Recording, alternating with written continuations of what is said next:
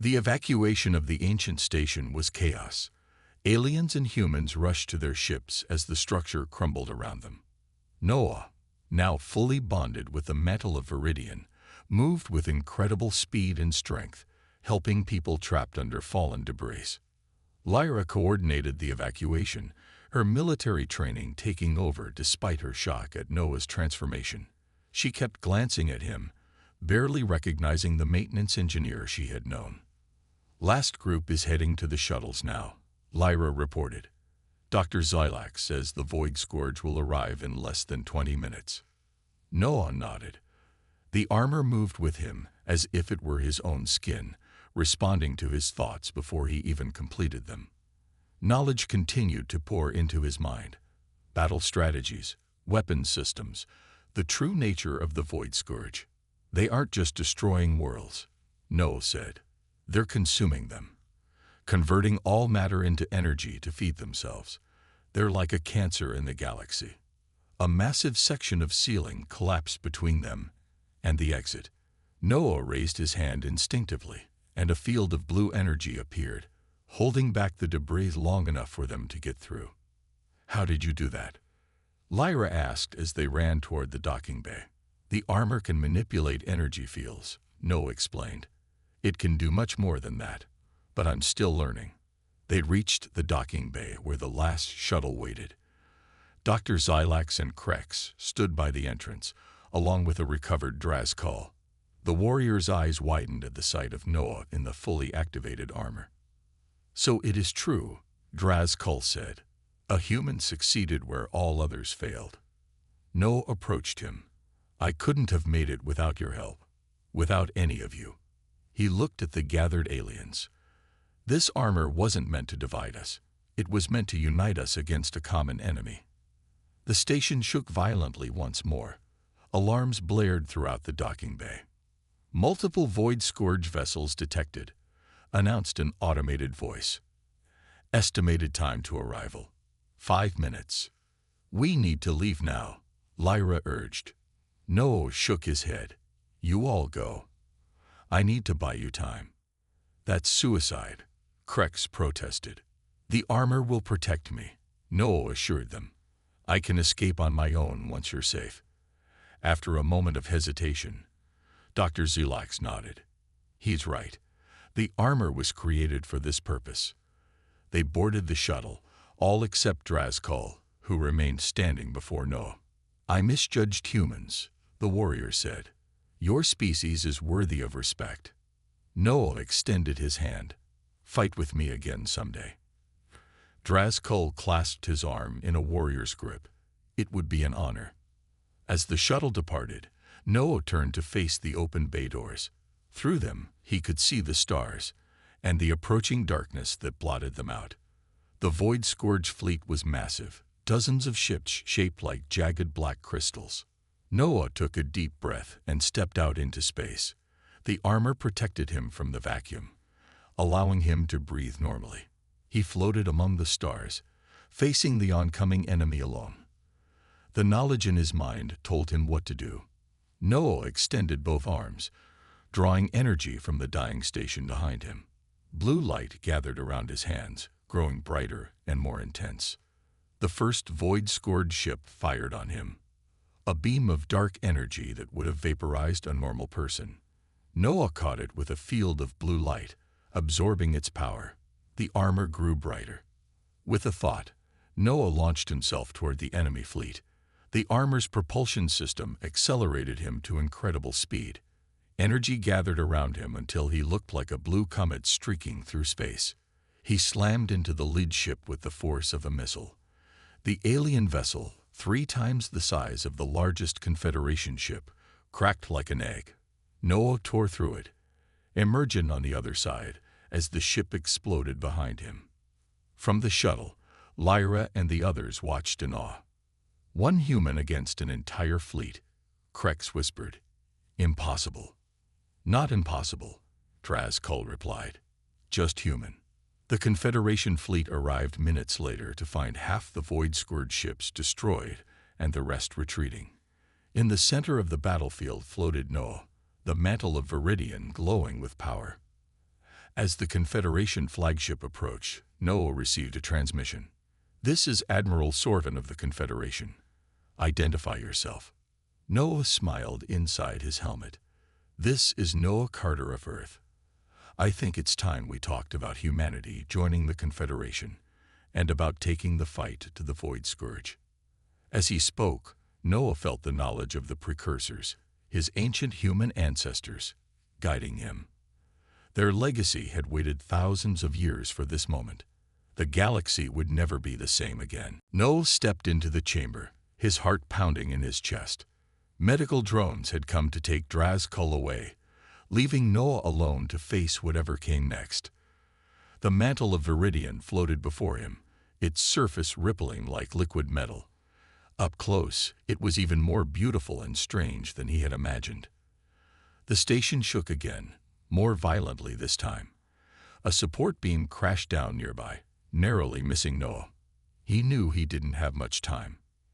"How do I put it on?" Noah asked the empty room. As if in response, the armor separated into pieces: chest plate, gauntlets, greaves, and helmet, each floating independently. They moved toward Noah, surrounding him like curious animals investigating a new creature. Noah held out his hand toward the nearest piece, a gauntlet. It hovered just inches from his fingers, pulsing with blue energy. "Here goes nothing," Noah whispered. He touched the gauntlet. The metal felt warm and alive. As soon as his fingers made contact, the gauntlet wrapped around his hand and forearm, conforming perfectly to his shape. It felt surprisingly light, as if it weighed nothing at all. One by one, the other pieces approached. The chest plate molded itself to his torso. The greaves wrapped around his legs. Finally, the helmet hovered before his face. Noah hesitated. Once he put on the helmet, there would be no going back. "Noah," a familiar voice called from the entrance to the chamber. Noah turned to see Captain Lyra Foster running toward him. Lyra was Earth's diplomatic representative, sent to monitor his progress. Her usual neat uniform was dirty and torn, and her face was streaked with soot. "Captain Foster, what are you doing here?" "We received an emergency signal from the Confederation," Lyra explained, trying to catch her breath. "Earth sent me to extract you. The station is breaking apart, and there's something else. The Void Scourge are coming. Coming here. Now." Noah couldn't believe what he was hearing. Lyra nodded grimly. "A fleet was detected heading for this system. They somehow know about the armor. Noah, Earth's government is concerned about you taking such power. They want you to return home immediately." Noah looked at the helmet, still floating patiently before him. "I can't leave now. Not when I've come this far." "Think about what you're doing," Lyra said. "If you put on that helmet, you'll have more power than any human in history. That kind of power changes people." Before Noah could respond, the entire station lurched violently. Chunks of ceiling crashed down around them. The lights flickered and died, leaving only the blue glow of the armor to illuminate the chamber. "We need to leave now," Lyra shouted over the sound of tearing metal. A new alarm blared throughout the station, different from the structural integrity warnings. This one had a higher pitch, more urgent.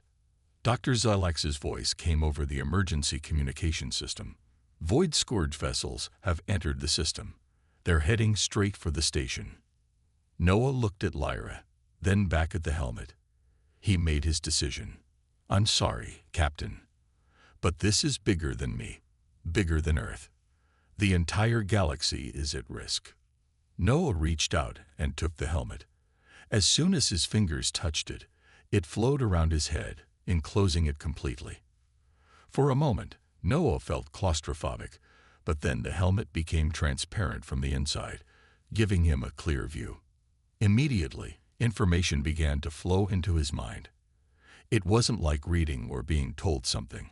It was like remembering things he had never known. He saw star systems, battles, civilizations rising and falling. He saw the Void Scourge consuming world after world, and he saw who had created the armor. They were human, Noah whispered in shock. The precursors. They were human. The armor began to glow brighter. Energy coursed through Noah's body, filling him with strength beyond anything he had ever felt. "Noah," Lyra asked, backing away slightly, "are you okay?" Noah turned to her, his eyes now glowing with the same blue energy as the armor. When he spoke, his voice resonated with power. "I understand now. This was always meant for us. Humans created this armor eons ago, to fight the Void Scourge when they first appeared. Then they seeded the galaxy with our ancestors, knowing that someday we would be needed again." The station shook once more, and a massive crack appeared in the wall. "We need to get everyone off this station," Noah said.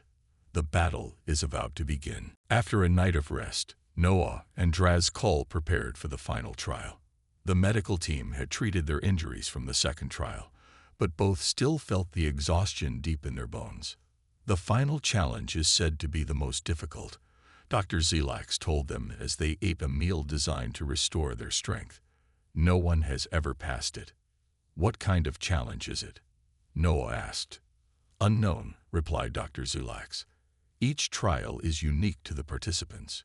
We can only wait and see." A soft alarm sounded throughout the station. The lights flickered, and a distant rumble shook the floor beneath their feet. "What was that?" Noah asked, looking around in alarm. Krex checked a portable scanner. "The station's structural integrity is failing faster than predicted. We're running out of time." They hurried to the chamber of the final trial. This room was smaller than the previous ones, and unlike the utilitarian design of the rest of the station, it was beautiful. The walls were covered in flowing patterns of metal and light that reminded Noah of the armor itself. In the center of the room floated thousands of small crystals, each glowing with a different color. They moved and shifted like a school of fish, forming and reforming complex patterns. "The final trial begins," announced the same disembodied voice from before. "Understand what cannot be understood." The crystals suddenly expanded outward, surrounding Noah and Draz-Kul. Each crystal now displayed a symbol that shifted and changed every few seconds. "They look like words," Noah said, reaching out toward a nearby crystal. When his fingers touched it, the symbol expanded into a complex pattern of light. "Not words," Draz-Kul said, touching another crystal. "Concepts. Ideas." Noah realized the warrior was right. The symbols weren't language. They were more complex, more fundamental. As he touched more crystals, he began to see patterns. Some symbols seemed to represent emotions, others represented complex scientific principles, and some seemed to represent things Noah had no words for. Draz-Kul approached a large cluster of red crystals. "These must contain the key to passing the trial. I will decipher them." The warrior closed his eyes, concentrating intensely. The red crystals began to spin faster around him, their light growing brighter. Draz-Kul's face contorted in pain, but he maintained his focus. Meanwhile, Noah noticed a small blue crystal floating alone near the floor. Unlike the others, it pulsed with a gentle rhythm that reminded him of a heartbeat. Drawn to it, Noah knelt and cupped the crystal in his hands. Instead of trying to analyze it like Draz-Kul was doing with the red crystals, Noah simply held the blue crystal and opened his mind to it. He didn't try to understand it. He just experienced it. A wave of emotion washed over him. Joy, sorrow, fear, hope, all mixed together in a complex symphony of feeling. Noah realized that the symbols weren't meant to be decoded or analyzed. They were meant to be felt. "Draz-Kul, stop," Noah called out. "Don't try to understand them. Just feel them." But it was too late. The red crystals surrounding Draz-Kul suddenly flashed with blinding light. The warrior cried out in pain and collapsed to the floor, unconscious. Noah rushed to his side, checking his pulse. Draz-Kul was alive but completely unresponsive. "Medical emergency," Noah called out. No one came. He was alone. The station rumbled again, more violently this time. Pieces of the ceiling broke free and crashed to the floor. The station was beginning to fall apart. With Drazkul unconscious, Noah was the only one left to complete the trial. He returned to the blue crystal, which still pulsed with its gentle rhythm. This time, he cradled it in both hands and closed his eyes, opening himself completely to whatever it wanted to show him. Images and feelings flooded his mind. The rise and fall of civilizations, the birth and death of stars, the joy of creation and the sorrow of loss. Noah didn't try to understand or control the experience. He simply let it flow through him. Tears streamed down his face as he experienced emotions beyond anything he had ever felt before. It was overwhelming, but Noah didn't resist. He accepted it all. The blue crystal began to glow brighter, and soon all the other crystals in the room began to pulse in rhythm with it. They swirled around Noah in a dance of light and color, moving faster and faster until they became a blur. Then, suddenly, they stopped.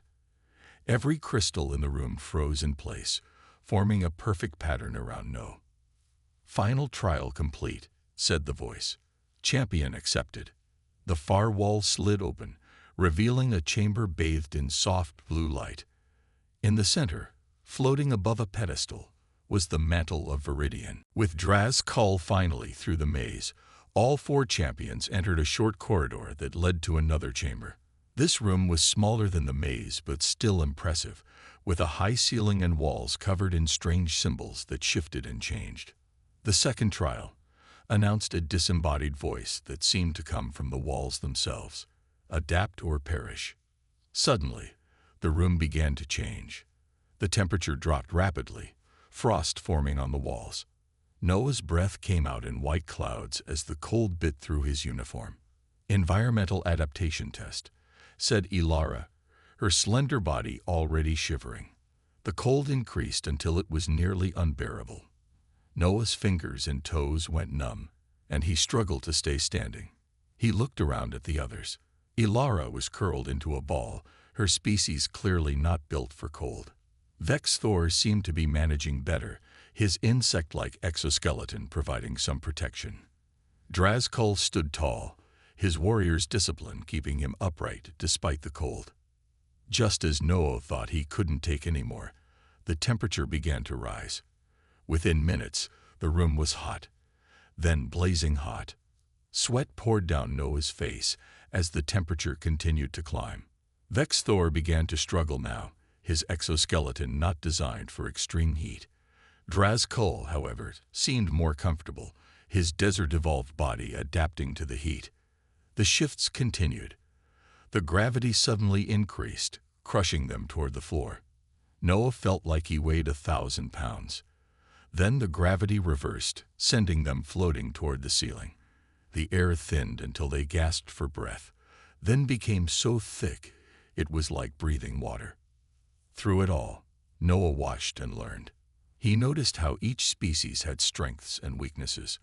Ilara could handle the low gravity and thick atmosphere, but struggled with temperature changes.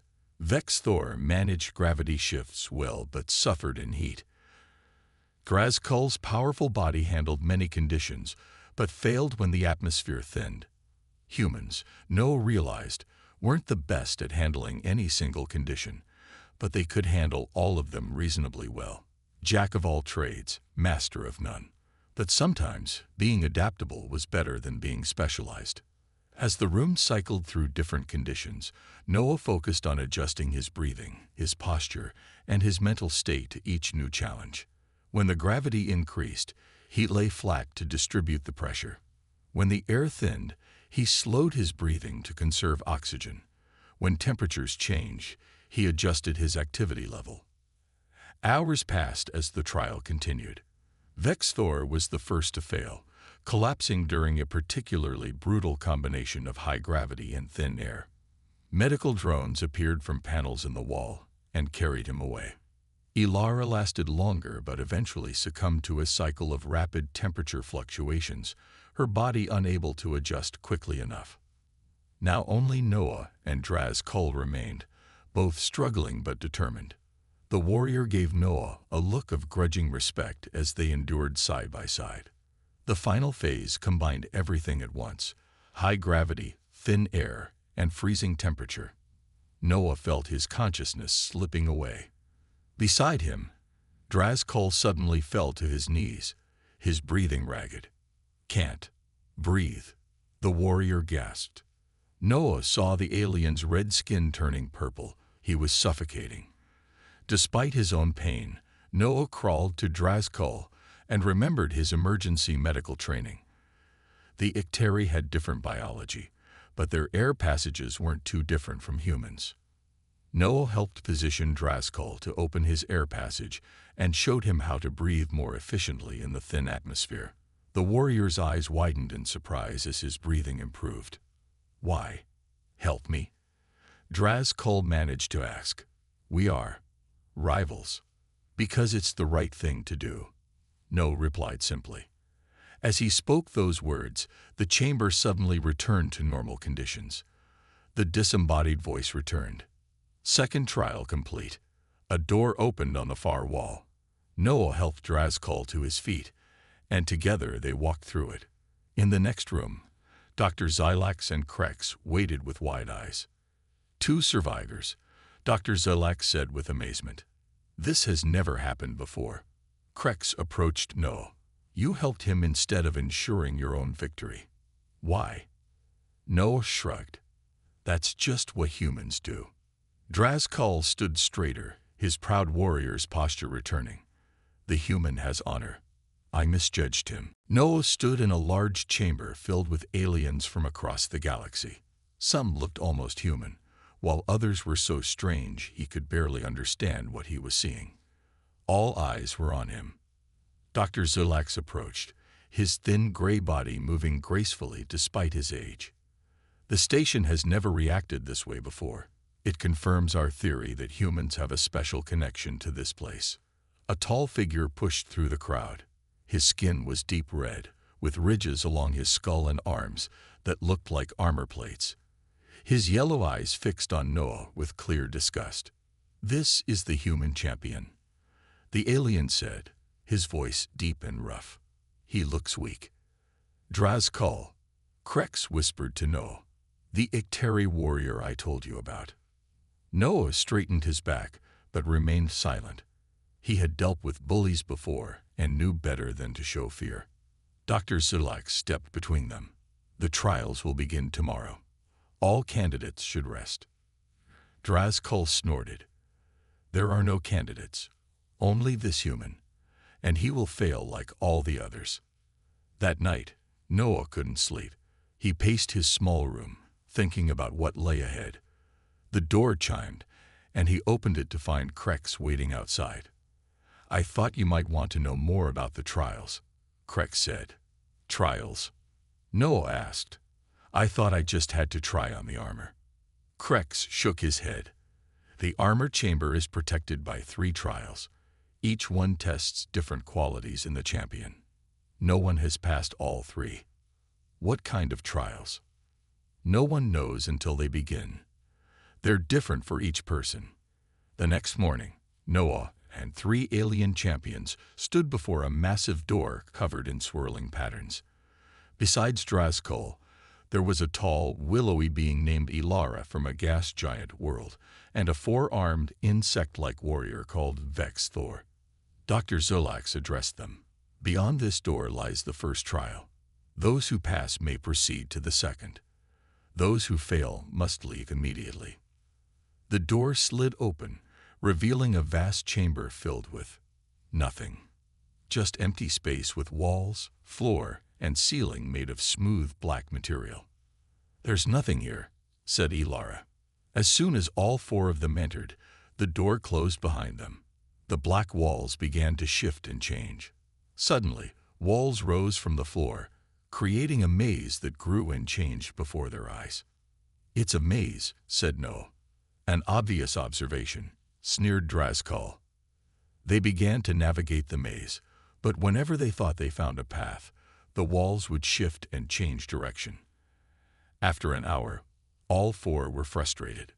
Noah sat down and watched how the walls moved. He noticed something strange. When Drazkul became angry, the the walls closed in.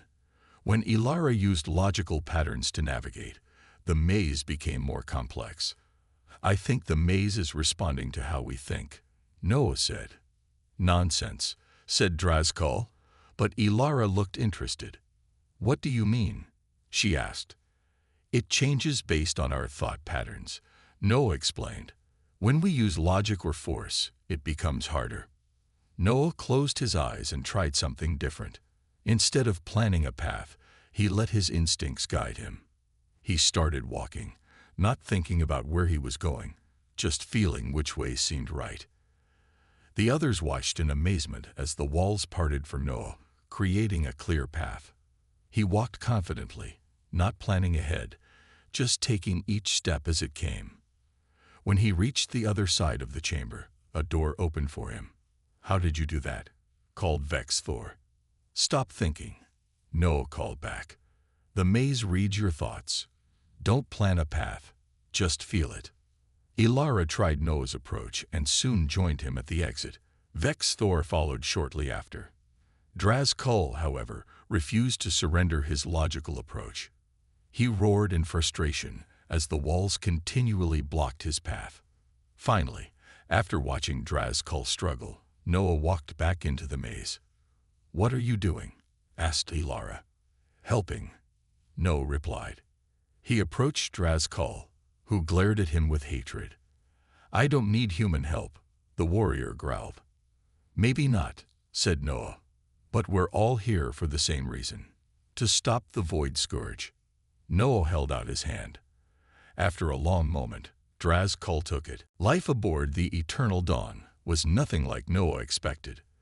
The ship was a marvel of technology, with rooms that changed shape based on their function and corridors that seemed to bend space itself. The crew consisted of 12 different alien species, each more strange than the last. Noah spent most of his time with Chief Science Officer Krex, a short, four-armed alien with skin like polished copper. Krex had been studying the mantle of Viridian since its discovery and was eager to share his knowledge with Noah. The armor is alive in its own way, Krex explained as they sat in the ship's observation deck, watching stars streak by. Not alive like you or me, but aware. It chooses its wearer. But why would it choose a human? Noah asked. We're new to space travel. Most species in the Confederation have been exploring the stars for centuries. Krex made a whistling sound that Noah had learned was laughter. That is the question everyone wants answered. The precursors left no records of who they were or why they created the armor. All we know is that human DNA contains markers that match the armor's requirements. Noah stared out at the void of space. And this Void Scourge, how bad is it? Krex's mood darkened. Worse than anything the Confederation has faced. They consume entire systems, leaving nothing behind. Our weapons barely slow them down. Their conversation was interrupted by a blaring alarm. The ship's lights turned red, and the captain's voice came over the communication system. All personnel to emergency stations. Void Scourge scouts detected on approach vector. Krex jumped to his feet.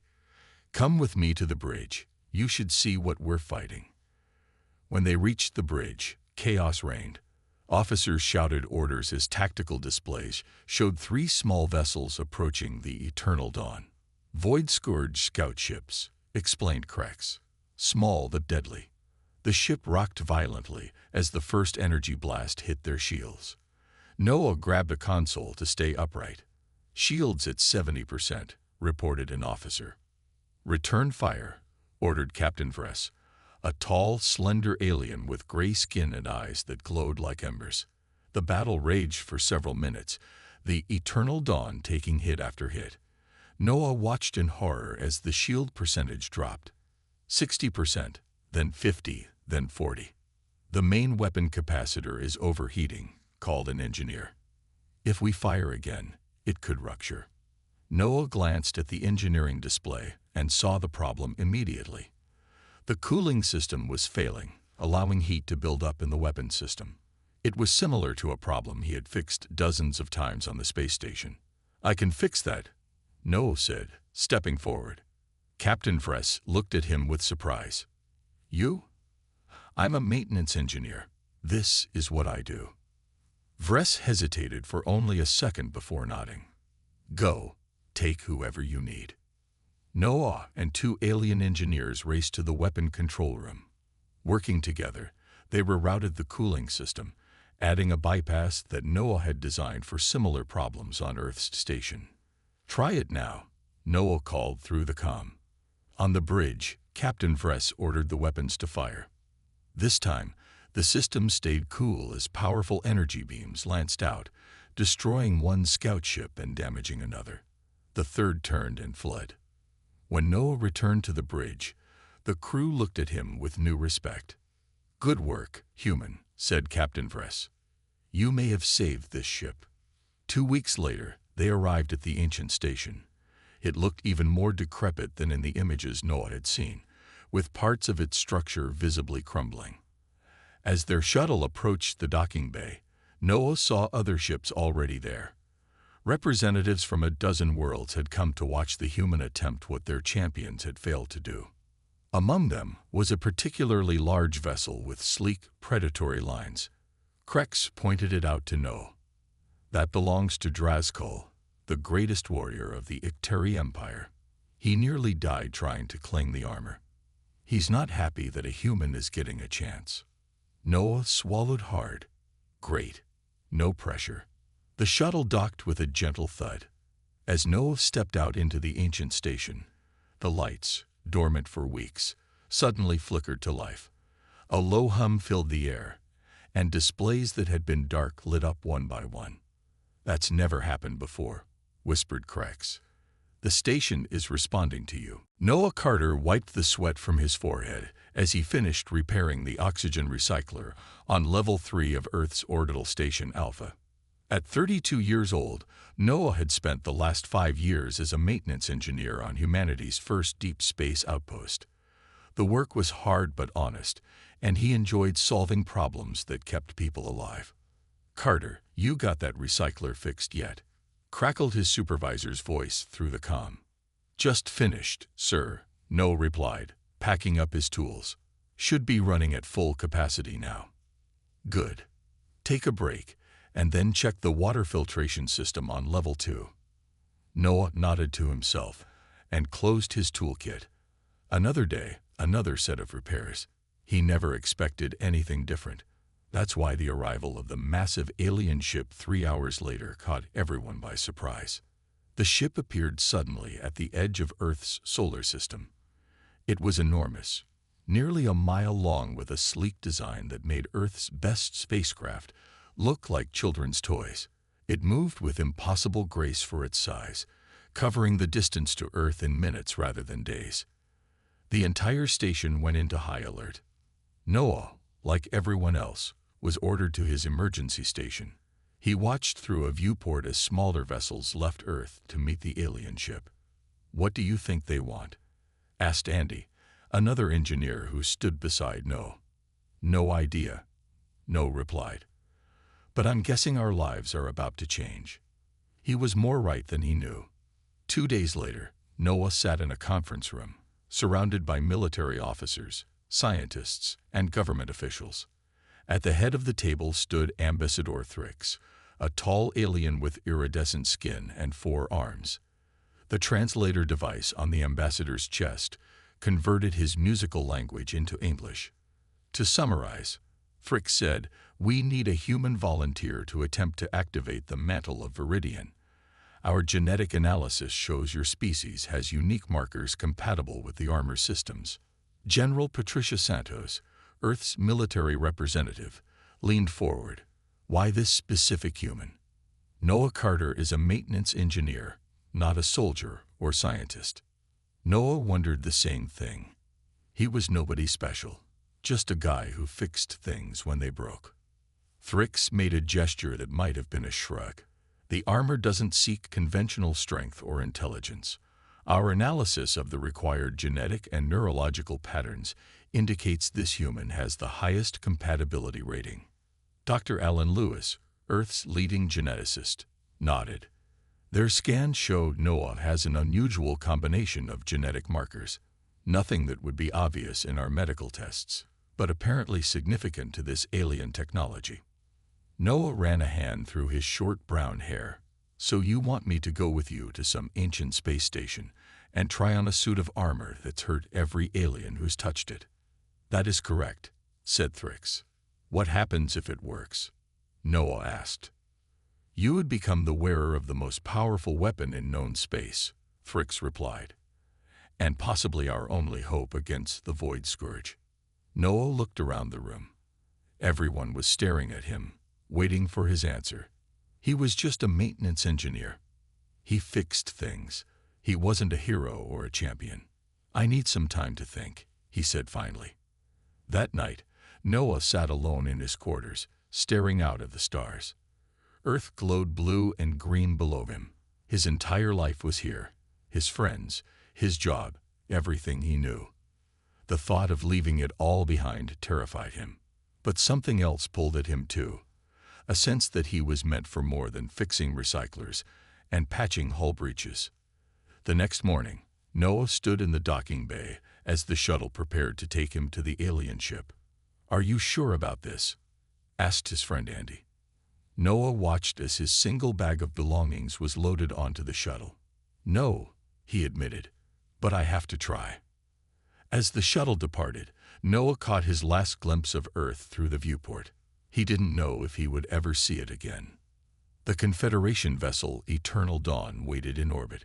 It would be his home for the journey to the ancient station, and whatever fate awaited him there. The ship glided through the dark void, its lights reflecting off the metallic hull. Captain Eli Ward stood at the command center of the Galactic Confederation vessel Starlight Voyager. His eyes were fixed on the view screen showing a massive space station orbiting a dying red star. Sensors confirm it's at least 50,000 years old, said Science Officer Corral, his blue skin shimmering under the ship's lights. Definitely precursor technology. Eli nodded slowly. The precursors were legends, an ancient race that had vanished long before any current species achieved space travel. Finding one of their stations intact was unprecedented. Prepare a boarding team, Eli ordered. Full containment protocols. 6 hours later, Eli walked through the dusty corridors of the ancient station with a team of 12 specialists. Despite being thousands of years old, the station had power running through its systems. Soft blue lights flickered on as they moved deeper into the structure. Captain, you need to see this, called Dr. Maya Vega, the expedition's lead archaeologist. Her voice echoed through their communication devices. Eli and the team hurried through a series of winding passages until they reached a large circular chamber. In the center, floating in a beam of pulsing light, was a suit of armor unlike anything Eli had ever seen. It seemed to be made of flowing metal that shifted like liquid while maintaining its shape. Energy patterns danced across its surface. "A mantle of Viridian," whispered Dr. Vega, her eyes wide with wonder. "I thought it was just a myth." "What exactly is it?" asked Eli, unable to look away from the mesmerizing armor.